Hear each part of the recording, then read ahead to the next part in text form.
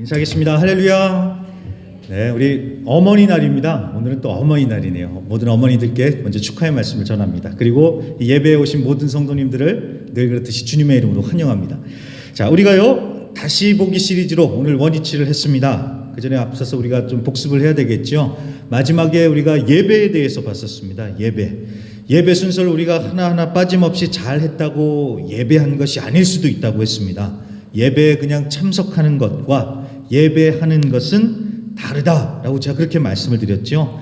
예배는 하나님과 만남입니다. 하나님을 만나서 하나님께 굴복하고 하나님께 엎드리고 하나님을 하나님으로 인정하고 하나님을 존경하고 경외하고 하나님을 섬기는 것, 이게 예배입니다.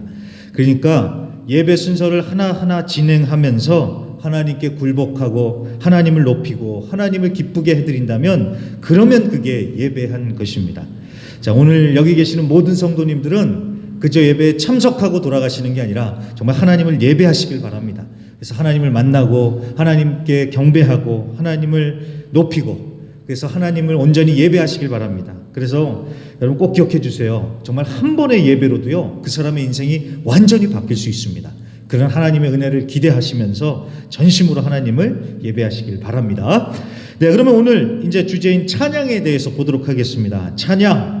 자, 하나님께 존경을 표하고 하나님을 높이고 영광을 드리고 하나님을 기쁘게 해드릴 수 있는 가장 좋은 방법이 바로 찬양입니다. 찬양. 우리가 찬양 그러면은 보통 찬송가나 복음성가를 이렇게 부르는 것, 그러니까 음악이나 노래를 떠올리는데 여러분 꼭 음악이 아니어도요 하나님을 찬양하는 방법은 정말 다양합니다. 예를 들어서 시편 145편 21절에 보면 이런 말씀이 나옵니다. 시편 145편 21절 내 입이 여호와의 영예를 말하며 모든 육체가 그의 거룩하신 이름을 영원히 송축할지로다. 아멘. 자, 여호와의 영예를 말한다 그러죠. 입으로 여호와의 영예를 말한대요. 네, 말씀을 조금만 영예를 말한다고 하는데 저기서 영예라는 말이 원어로 번역을 해보면 찬양이라는 뜻입니다. 찬양. 그러니까 입술로 하나님의 찬양을 말한다 그럽니다. 노래를 하는 게 아니라 그냥 말을 한다는 거예요. 그러니까 여러분 한번 이렇게 생각을 해보시면 됩니다. 이 파라과이의 하늘이 얼마나 예쁩니까? 많은 사람들이 정말 파라과이 하늘 예쁘다고 멋있다고 아름답다고 극찬을 해요. 근데 그 파라과이의 우리가 하늘을 보면서 이 하늘을 만드신 하나님이 너무 감사한 거예요. 그래서 손을 들고 하나님 정말 최고십니다. 하나님 짱! 이러면은 그게 바로 하나님을 향한 찬양이 되는 것입니다. 그러니까 제가 무슨 말을 하려는지 이해가 되시죠? 찬양이라고 해서 꼭 목청을 가다듬고 노래 한 곡을 잘 뽑아야지만 찬양이 아니다라는 겁니다.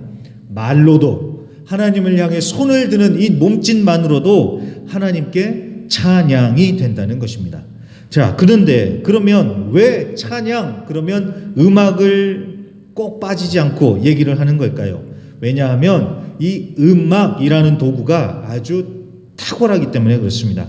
그냥 말로 하기보다는 그 말을 음악과 함께 하면은 더 쉽고 감정을 담아내기가 더 쉽잖아요. 예를 들어서요, 그냥 주님 사랑합니다 이렇게 얘기할 수 있습니다. 그런데 그 주님 사랑합니다를 그렇게 말로만 하지 않고 사랑합니다 나의 예수님 이렇게 음악으로 하면은 벌써 느낌부터가 다르잖아요. 그래서 이 음악이라는 도구가 찬양에 빈번하게 쓰여지는 것입니다. 하지만 여러분 꼭 기억해 주세요. 찬양이라는 것을 꼭 음악이라는 테두리 안에만 가둘 것이 아닙니다. 찬양은 음악이다 이렇게만 생각을 하면 꼭 반주자나 경배와 찬양팀이 있어야지만 찬양할 것 같잖아요. 그런 생각에 우리가 갇힌다고요. 그게 아니라 그런 도와주시는 분들이 계시면 감사하지만 없어도 하나님을 찬양할 수 있구나 라고 우리가 이렇게 생각하면서 우리가 하나님을 늘 찬양하기 힘써야겠습니다. 찬양은 음악 이상입니다. 자, 그렇다면 이제 찬양이 뭔지 한번 우리가 정의를 내리면서 공부를 해보겠습니다. 이 주보 3페이지를 참고해 주시면 도움이 되실 겁니다. 자, 찬양은 하나님을 칭찬하는 것이다 이렇게 간단히 정리할 수 있습니다. 하나님을 칭찬하는 것, 이게 찬양입니다. 자, 하나님을 칭찬한다는 말이 좀 어감이 좀 어색하죠. 왜냐하면 우리 한국 정서상 윗사람이 아랫사람을 칭찬하는 건데, 아니 우리가 어떻게 하나님을 칭찬하냐고. 그러니까 그 뜻만 이해를 해주시면 돼요. 아, 하나님을 칭찬하는 것이구나. 그런 좀 예의 범절은 조금만 놔두시고요. 아, 찬양은 하나님을 칭찬하는 것이구나. 이렇게 하면은 아주 쉽게 정의를 하면서 이해가 되실 거예요. 그래서 실제로 여러분, 오늘 우리가 읽었던 시편 150편을 보면은 하나님을 찬양하라, 찬양하라 이 말이 계속 나오지 않습니까? 근데 이 찬양하라고 할 때마다 쓰인 단어가 히브리어로 할랄이에요. 할랄. 이 할랄이라는 말에서 우리가 흔히 쓰는 할렐루야라는 말이 나왔습니다. 자, 할렐루야가 무슨 뜻인지 다들 아시죠? 목사님들이나 우리 목사님들이 강단에 섰을 때 할렐루야, 아니면 또 전화를 받거나 아니면 처음 만났을 때 할렐루야 이렇게 한다 그래서 할렐루야가 인사가 아닙니다. 인사할 때 쓰는 말이 아니라 할렐루야는 하나님을 찬양하라라는 뜻입니다. 하나님을 찬양합니다. 하나님을 찬양하라 이런 뜻입니다. 그게 할렐루야예요. 자, 아무튼 이 할랄이라는 말이 찬양이라는 뜻인데 이 주보 3페이지에도 제가 적어놨거든요. 이 할랄이라는 단어의 뜻은 찬양하다, 기뻐하다, 칭찬하다, 자랑하다 이런 뜻이 다 이 할랄이라는 단어에 들어가 있습니다. 그러니까 찬양이라는 게 뭐 하는 겁니까? 하나님을 기뻐하고 하나님을 칭찬하고 하나님을 높이고 하나님을 자랑하는 것, 이게 다 찬양이에요. 찬양. 그러니까 여러분 보세요. 하나님을 기뻐하고 하나님을 자랑하는데 꼭 음악이 있어야만 하는 것은 아니겠죠. 그런데 음악이 있으면 훨씬 더 좋잖아요. 그래서 우리가 음악과 함께 찬양을 하는 겁니다. 자, 할랄 외에도 찬양이라고 번역되는 그 성경 단어들이 많은데요. 뭐 야다 아이노스라는 말은 손을 들다, 그다음 뭐 영광을 돌리다, 송축하다, 감사하다, 외치다, 악기로 경배하다. 자, 이런 단어들이 다 우리 성경에는 찬양이라고 번역이 되고 있습니다. 그러니까 이렇게 좀 어려운데 이런 말들을 다 보는 이유는 뭐냐면 찬양이라는 것을 우리가 좀 더 이해하는 데 도움이 되잖아요. 이렇게 보면은. 그러니까 찬송가 한 곡 부르는 게 찬양이 아니라 하나님을 높이고 하나님께 영광을 돌리고 하나님을 향해서 손을 들고 하나님께 감사하고 하나님께 큰 소리로 외치고, 이게 다 여러분 찬양이에요. 찬양. 그 나중에 언급하겠지만 악기들을 연주함으로써 또 하나님을 찬양할 수 있습니다. 그러니까 찬양이라는 게 얼마나 이게 광범위한 것인지 그 부분을 우리가 분명히 하기를 바랍니다. 자, 말이 나온 김에요. 이제 오늘 본문으로 들어가서 이제 찬양에 대해서 여러 가지를 생각을 해볼게요. 자, 찬양의 6하 원칙이라고 주보 3페이지엔 되어 있는데 그걸 참고해 주시길 바랍니다. 먼저 오늘 시편 150편 1절을 보시면은 성소에서 찬양하래요. 그리고 하나님의 권능의 궁창에서 찬양하라라고 하십니다. 자, 성소라는 것은 성전을 얘기하는 겁니다. 그리고 궁창은 하늘을 얘기하는 거예요. 그러니까 하늘과 땅, 그러니까 어디서든지 하나님을 찬양하라라는 것입니다. 교회에서만이 아니라 우리는 어디서든지 하나님을 찬양할 수 있는 겁니다. 그리고 계속해서 2절에 보시면요, 하나님의 능하신 행동을 찬양하래요. 그리고 하나님의 위대하심을 따라 찬양해라 라고 그렇게 말씀합니다. 하나님이 베푸신 은혜가 얼마나 큰지, 하나님이 얼마나 크고 위대하신 분인지 그거를 알면은 찬양이 저절로 나오죠. 그리고 3절부터 5절에는 이제 악기들 얘기가 나옵니다. 자, 오케스트라라고 할 정도로 뭐 나팔, 비파, 수금, 소고, 뭐 재금 이런 모든 악기들을 다 동원해서 지금 찬양을 하고 있습니다. 여러분, 이 땅에 있는 모든 것들을 동원해서 하나님을 찬양하는 찬양의 도구로 사용한다면 그게 얼마나 좋겠습니까? 특히나 악기들은 더욱 그렇습니다. 우리가 부활절 때 그런 은혜를 경험하지 않았습니까? 우리 조엘 신학생이랑 우리 학생들이 나와서 여기서 악기를 연주할 때 얼마나 은혜스러웠습니까?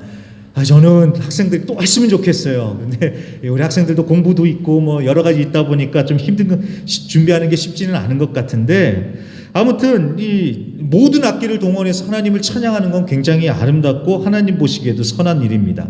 근데 여러분 그걸 아시는지 모르겠습니다. 이 교회 역사를 보면은요, 이 찬양할 때 이 악기 때문에 굉장히 논란이 많았었습니다. 악기 때문에요.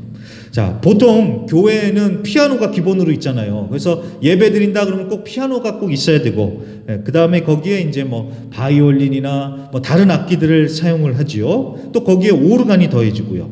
그래서 피아노, 바이올린, 오르간, 뭐 첼로, 뭐 이런 악기들을 사용하는 것은 당연히 여겼습니다. 전통적으로 교회가요. 그런데 아마 한 30년쯤 전에 그랬던 것 같아요. 한 30년, 지금으로부터 한 30년쯤 전에는 그렇게 교회가 예배를 드렸는데 어느 날부터인가 교회 청년들이 기타, 드럼을 막 사용을 시작을 한 거예요. 기타하고 드럼이요.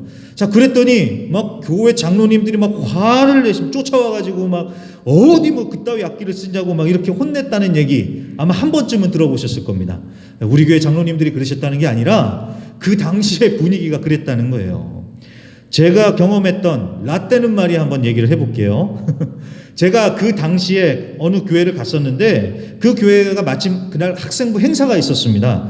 근데 갔는데 드럼을 치면서 찬양을 하더라고요. 그걸 제가 처음으로 보면서 제가 정말로 이런 표현 정말 죄송하지만 정말 제가 그날 뻑 갔습니다. 그동안 내가 다니던 교회에서는 그냥 피아노로만 학생부 예배를 드렸는데 거기는 피아노에다 막 드럼까지 치면서 예배를 드리는데 너무 좋은 거예요. 제가 그러니까 신세계를 경험을 한 겁니다. 근데 저만이 아니라 거기 있는 학생들이 다들 좋아했죠. 막 난리가 났습니다. 막 드럼 치고 그렇게 하니까요, 찬양을. 그런데 재밌는 게 뭐냐면 행사가 딱 끝났어요. 그러니까 다들 막 잽싸게 움직이면서 드럼부터 싹 갖다 감추더라고요. 드럼을 감추는 게 아니라 이게 드럼을 빌려온 거예요. 일단 다른 교회한테 빌려왔어요. 그리고 나중에 들어보니까 이 드럼을 빨리 치운 이유가 교회 어른들이 보면은 뭐라고 할까봐 이 드럼을 빨리 갖다 치워버린 것입니다. 자, 그때는요 정말 드럼을 이렇게 눈치 보면서 쳤어요. 교회 안에서. 피아노나 바이올린 같은 경건한 악기가 아닌 드럼이나 기타 같은 세속적인 악기를 교회에서 연주한다? 이게 잘 용납이 안 됐던 것 같아요. 근데 여러분 재밌는 게 뭐냐면은요 우리가 당연하게 여기는 피아노, 바이올린 이런 악기도 처음에는 교회에서 사용하지 못하겠다는 걸 아십니까? 어디 술집에서 연주하는 바이올린으로 하나님을 찬양하냐고. 오르간은 사탄의 휘파람 소리다 라고 하면서 찬양할 때 그렇게 악기 사용을 금지하고 부순 그런 교회들도 있었습니다. 뭐 지금은 오르간, 바이올린, 피아노 아무런 거부감 없이 당연하게 생각하면서 사용을 하고 있잖아요. 이게 그러니까 여러분 보세요. 사람이요 새로운 걸 받아들이는 걸 굉장히 어려워하는 거예요. 지금까지 해오던 대로만 해야지, 내가 하던 대로만 해야지 이게 맞다. 이렇게 생각이 사람이 그래요. 굉장히 편협하죠.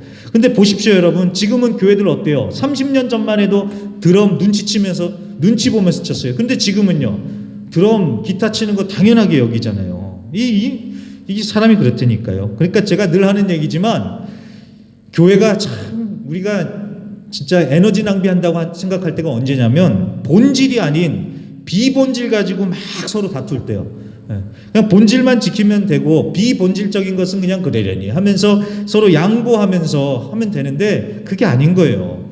좀 서로 양보하면서 전통도 유지하고 또 새로운 변화도 시도하고 그래야 되는데 내 것만 맞다고 내가 하는 것만 맞다고 이러니까 세대 간의 갈등이 생기지요. 전통도 중요합니다. 새로운 것도 중요합니다. 이게 조화를 이루어야죠. 저는 그런 의미에서 우리 예배에 나온 우리 학생들 정말 칭찬합니다. 정말 칭찬합니다. 우리 학생들이요. 왜냐하면 저는 젊은 목사임에도 불구하고도요. 저는 음악 스타일이 굉장히 올드합니다. 그래서 저는 정말 찬송가 제일 좋아하고요. 저는 찬송가 제일 좋아합니다. 찬송가 계속 부르라면 부르겠어요. 근데 어르신들도 그럴 것 같은데 근데 여러분 학생들은 다르잖아요. 학생들 입장에서 한번 생각해 보세요. 찬송가나 부르고 있으니 학생들 입장에서는 얼마나 그게 답답하겠어요. 심심하고 좀 세련된 노래들 막 이런 거 부르고 막 그러면 좋겠는데 이 찬송가나 부르고 있으니 얼마나 학생들 입장에서 좀 답답하겠어요. 그런데도 이렇게 우리 학생들 매주 예배 나와서 참석해서 찬양하는 걸 보면은 이거 정말 칭찬해 줘야 되는 것 아니겠습니까? 우리 학생들 많이 칭찬해 주시고요. 또 우리가 막 고집 피우면서 야 내가 하는 대로 해야 돼 이렇게 할 게 아니라 본질이 아닌 것은 좀 서로 양보해 주면서 우리가 조화를 이뤄가는 좀 그런 교회가 돼야겠습니다. 자, 아무튼 모든 악기를 동원해서 하나님을 찬양할 수 있는 것입니다. 그리고 이제 6절을 보시면요. 호흡이 있는 자마다 하나님을 찬양하라 라고 말씀을 하십니다. 자, 숨 쉬는 자마다 하나님을 찬양하라 라는 것인데 자, 하나님을 찬양하는 자격 조건이 무엇입니까? 숨 쉬고 있다? 그러면 다 하나님을 찬양할 자격을 갖춘 거예요. 노래를 잘하거나 죄도 안 짓고 거룩하게 믿음 좋다고 좋은 사람만 찬양하는 게 아니라 숨을 쉬고 있다면 찬양을 할 수 있는 것입니다. 이 얼마나 감사해요. 그리고 여러분, 이 말씀을 잘 묵상해 보면요, 이 말씀을 이렇게도 이해할 수 있어요. 숨을 쉬고 있다는 것만으로도 하나님을 찬양할 이유가 충분히 되는구나. 숨을 쉬고 있다는 것만으로도요. 제가 코로나 걸리셨던 분들 얘기를 들어보면은요, 그분들이 다들 그랬어요. 숨을 쉬는 것만으로도 얼마나 감사한지 모른다고 다들 그러시더라고요. 이 코로나 걸리셨던 분들이요. 자, 우리는 숨 쉬는 게 당연하다고 생각을 하니까 우리가 숨 쉬는 것만으로도 감사가 안 되지요. 그런데 한번 숨을 못 쉬어 보면은 이 숨을 쉰다는 게 얼마나 감사한지요. 이게 찬양이 절로 나오더라는 것입니다.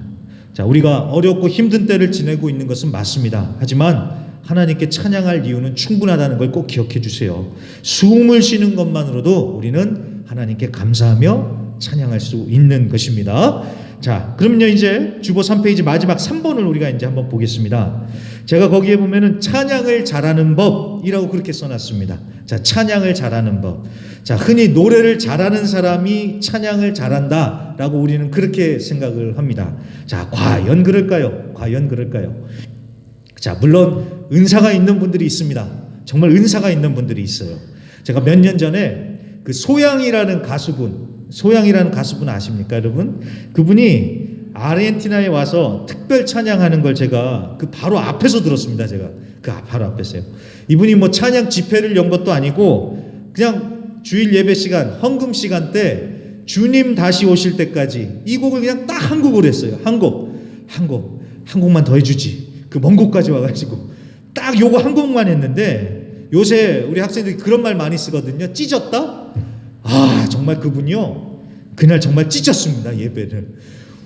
와, 얼마나 진짜 노래를 잘하시는지요. 진짜 찬양을 잘하시는지 진짜 그날 주님 오시는 줄 알았어요. 주님 다시 오실 때까지. 그러는데 정말 잘하고 정말 거기 있는 분들이 다들 은혜를 받았어요. 진짜 그렇게 은사가 있는 분들이 계시더라고요. 자, 여러분, 음악 실력이 좋으면 우리가 찬양하는데 도움이 되겠지만 우리는 그런 가수가 아니잖아요. 노래 실력으로 따져서 찬양할 수 있다면 우리는 입 다물고 있어야죠. 그런데 여러분, 찬양을 잘하고 못하고는 음악 실력으로 따지는 게 아닙니다. 절대 그렇지 않습니다. 그리고 여러분, 찬양은 사람들이 아닌 하나님을 감동시키기 위해서, 하나님을 위해서 부르는 거잖아요. 그러니까 우리가 그런 부분에서 좀 생각을 좀 달리하면서 다르게 보는 관점을 가져야겠습니다. 그렇다면 도대체 어떻게 해야지 찬양을 잘할 수 있을까요? 일단 부르고 보는 거예요. 꿀 먹은 벙어리처럼 속으로만 가만히 있을 게 아니라 그걸 입 밖으로 표현하는 겁니다. 입 밖으로 표현하는 거예요. 그래야지 이게 늘지요. 인터넷에서 찬양도 틀어놓고 같이 따라 불러보기도 하고, 자, 주님 감사합니다 라고 외쳐보고 말도 해보고, 일단 이렇게 말로 직접 표현을 해보는 겁니다. 그래야지 찬양이 늘지 않겠어요? 그리고 여러분, 찬양을 잘하는 진짜 비결은 그 주보에도 나와 있듯이 바로 관계입니다. 관계. 하나님과 잘 알고 친해져야지 찬양도 잘할 수 있는 거예요. 여러분, 찬양은 하나님을 칭찬하는 거라고 했잖아요. 그런데 하나님하고 친하지도 않아요. 하나님도 잘 몰라요. 그런데 아무리 뛰어난 노래 실력으로 찬양 복음성가를 잘 불러도 하나님께 그 마음이 전달이 되겠습니까? 여러분, 이렇게 한번 생각해 보세요. 누가 날 막 칭찬해줘요. 정말 잘생기셨다고, 멋있다고, 정말 바로 최고라고 막 이렇게 누가 막 저를 칭찬을 하는 거예요. 근데 내가 보니까 전혀 모르는 사람이에요. 자, 날 모르는 사람이 나를 막 그렇게 칭찬을 해준다고 생각해 보십시오. 그게 칭찬으로 들리겠습니까? 이거 무슨 사기꾼 아니야? 이런 생각 들겠지요. 하나님도 마찬가지로 하나님과 친하지도 않아요. 하나님을 잘 알지도 못해요. 멋지게 한 곡 뽑았다고 그게 하나님의 마음을 감동시킬 수 있겠느냐, 이거죠. 그러니까 여러분, 찬양을 잘하려면은 먼저 하나님과 친해져야 된다는 거예요. 하나님과 친해져야 돼요. 하나님과 관계가 깊어지고 하나님과 친해지면은 말 한마디, 행동 하나하나가 다 찬양이 되면서 하나님께서 받으시는 그런 찬양이 되는 겁니다. 이해되셨죠? 마지막으로요, 3번에 2번입니다. 찬양의 능력, 이 부분만 생각해보고 오늘 말씀을 마치겠습니다. 자, 우리는 하나님을 찬양하기 위해서 지음을 받았어요. 하나님을 찬양하는 것이 우리의 존재의 이유입니다. 그래서 우리는 반드시 찬양을 해야 되는데 어떻게 항상 찬양하겠어요? 항상 믿음이 좋고 항상 마음이 좋아서 찬양이 절로 나오는 것은 아니잖아요. 살다 보면은 염려, 불안, 걱정, 근심이 생기고 스트레스도 받고 그러다 보면 막 마음이 메말라가요. 그러면서 막 마음이 다쳐요. 그러면은 이러면 안 된다고 예배드리고 말씀과 기도로 믿음으로 이겨내야 한다고 우리가 머리로는 알아요. 그런데 이 잘 안 되잖아요. 그럴 때 그걸 어떻게 돌파할 수 있느냐? 찬양이 돌파구가 될 수 있다는 겁니다. 찬양이에요, 찬양. 정말 우리가 신앙의 슬럼프를 겪을 때 다 싫어질 때가 있잖아요. 정말 교회 가는 것도 싫어질 때도 있지 않습니까? 그럴 때 정말 마음이 정말 너무 힘들고 어려울 때 그래서 기도도 안 되고 말씀도 안 읽어질 때 찬양을 하기 시작을 하면은 마음이 차츰 열려지면서 뭔가 변화의 역사가 일어나더라는 거예요. 당장 뭔가 상황은 안 변해요. 그래도 찬양을 부르기 시작하면 믿음이 생기고 힘을 얻게 되는 그런 역사가 일어나더라는 것입니다. 저도 그런 적이 있습니다. 누구나 인생에 광야가 있지 않습니까? 저도 광야를 지날 때 이 돌파구가 되어줬던 것이 바로 찬양이었습니다. 찬양. 내 영혼은 안전합니다라는 찬양 기억하시죠? 제가 그 찬양을 부르는데 평안함을 느끼면서요, 이 막혔던 기도도 풀리게 됐습니다. 그렇다고 해서 막 제 인생에 있어서 뭔가 막 해결이 되고 그런 거는 아니었어요. 여전히 광야를 걷고 있었습니다. 하지만 그 찬양의 가사처럼 내 뜻보다 크신 주님의 계획이 있다는 것을 믿어지기 시작한 거예요. 그러면서 평안함이 느껴지면서 힘을 내서 일어날 수 있었습니다. 여러분, 찬양이 그런 파워가 있어요. 찬양이 그런 파워가 있어요. 닫혀진 마음을 이렇게 열어지게 해주는 그런 능력이 있습니다. 그래서 찬양하자는 거예요. 그래서 저는요, 설교 준비할 때도 마찬가지입니다. 설교를 준비하다가 안 풀릴 때가 있으면요, 찬양합니다. 음악 틀어놓고 같이 그 책상에서 제 사무실에서 같이 찬양하고, 그러다가 그래도 안 풀린다 그러면 이제 저 운동장을 빙글빙글 돌면서 찬양하면서 도는 거예요. 그러다 보면 또 풀리고 그렇습니다. 그러니까 우리가 마음이 어렵고 힘들어서 막 영적으로 침체가 될 때 여러분 찬양의 힘으로 돌파하실 수 있기를 간절히 부탁드립니다. 그리고 여러분, 문제를 이기는 것도 찬양으로 시작됩니다. 사도행전 16장 25절과 26절의 말씀을 보겠습니다. 사도행전 16장 25절과 26절. 밤중쯤 되어 바울과 실라가 기도하고 하나님을 찬미하며 죄수들이 듣더라. 이에 호련히 큰 지진이 나서 옥터가 움직이고 문이 곧다 열리며 모든 사람의 매인 것이 다 벗어진지라. 아멘. 자, 말씀을 보시면요, 바울이 복음을 전하다 감옥에 갇혔습니다. 그런데 거기에서도 낙심하지 않고 그 감옥에서 뭐 했다 그래요? 기도하고 찬양했대요. 그랬더니 그 단단히 튼튼하게 닫혀진 옥문이 활짝 열리는 그런 역사가 일어났다고 합니다. 자, 닫혀진 문만 보면서 아이고야 하고 한다고 해서 문제가 해결되는 게 아니라 문제보다 크신 하나님을 찬양하기 시작할 때 하나님의 능력의 역사가 나타나더라는 것입니다. 한 곳만 더 보겠습니다. 역대하 20장에 보면은 적들이 연합을 해서 이스라엘을 쳐들어와요. 그때 왕부터 시작해서 모든 백성들이 막 다 두려워하면서 기도하기 시작합니다.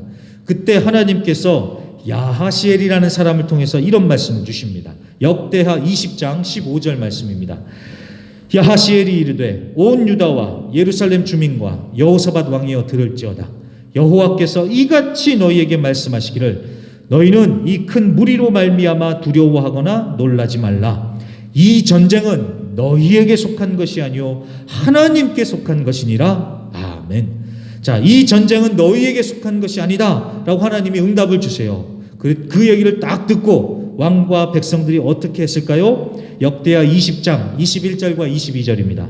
백성과 더불어 의논하고 노래하는 자들을 택하여 거룩한 예복을 입히고 군대 앞에서 행진하며 여호와를 찬송하여 이르기를 여호와께 감사하세 그의 인자하심이 영원하도다 하게 하였더니 그 노래와 찬송이 시작될 때에 여호와께서 복병을 두어 유다를 치러 온 암몬 자손과 모압과 세일산 주민들을 치게 하심으로 그들이 패하였으니 아멘. 아멘. 자, 적들이 앞에 있습니다. 하지만 이 전쟁은 너희에게 속한 게 아니다 라고 하나님이 말씀해 주시니까 그거를 믿고 이 사람들이 어떻게 합니까? 찬양하기 시작한 거예요. 감사하세요. 하나님께 감사하세요. 그러면서 찬양대를 선봉에 딱 두고 적들을 향해서 나가기 시작합니다. 그랬더니 찬양이 시작될 때 하나님께서 적들을 치시면서 마침내 승리를 주시죠. 승리를요.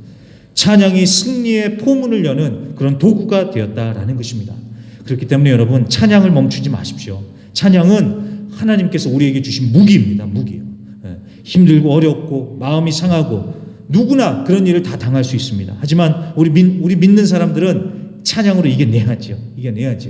여러분, 부정적인 생각이 들어온다고 해서 막 거기에 빠져가지고 끌려다닐 게 아니라 여러분, 찬양하시면서 승리하시길 바랍니다. 그리고 아침에 일어날 때부터 그냥 찬양으로 선포를 하시면서 일어나세요. 딱 아침에 눈 떴을 때 주님 감사합니다. 이게 찬양이라니까요. 이렇게 말로 하는 것도 그냥 이렇게 주님 감사합니다 라면서 선제 공격을 하는 거예요. 그러면서 그날 아침부터 일어날 때부터 그냥 하나님을 찬양하면서 그냥 힘을 내서 승리하시길 바랍니다. 그래서 이번 한 주간도 어디에 계시든 어떤 일을 하시든 주님을 찬양함으로써 믿음으로 승리하시는 저 우리 모든 성도님들이 되시기를 주의 이름으로 간절히 부탁드립니다.